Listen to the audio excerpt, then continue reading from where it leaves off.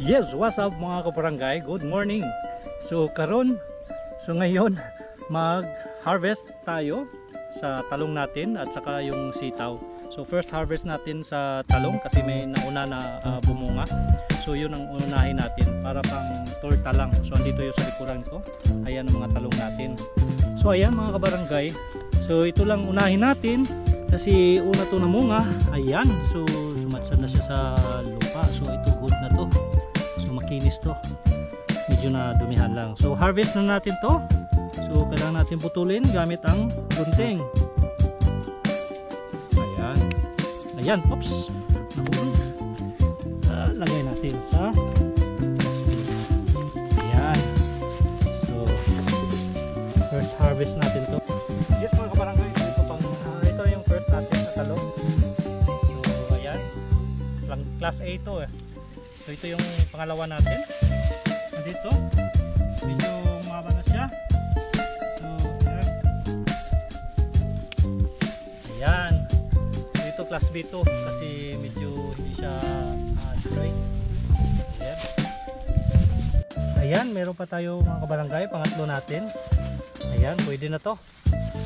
Ayan. Tiring! So makinis to. Ayan. So mura lang to mga kabarangay kung mag-direct ano kayo bibili dito sa munting farm natin. So ayan. Kung pa tayo dito mga kabarangay, may kaso medyo maliliit pa sila. So sa next harvest natin medyo marami-rami na sila. Ayan no. So ayan, meron doon. Meron dito. So ayan. Doon pa sa baba.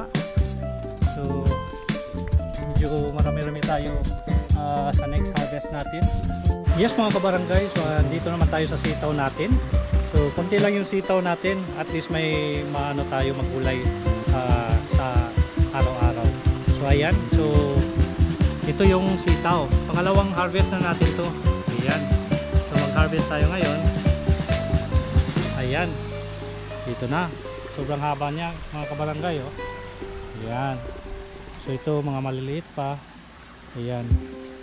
So hanap tayo na medyo pwede na. Ito pwede na to. Ayan. Okay.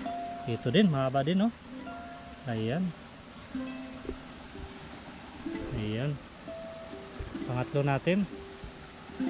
Yes, meron tayo pang 4. Okay. So pwede natin to mix sa talong natin sa gulay. Yes.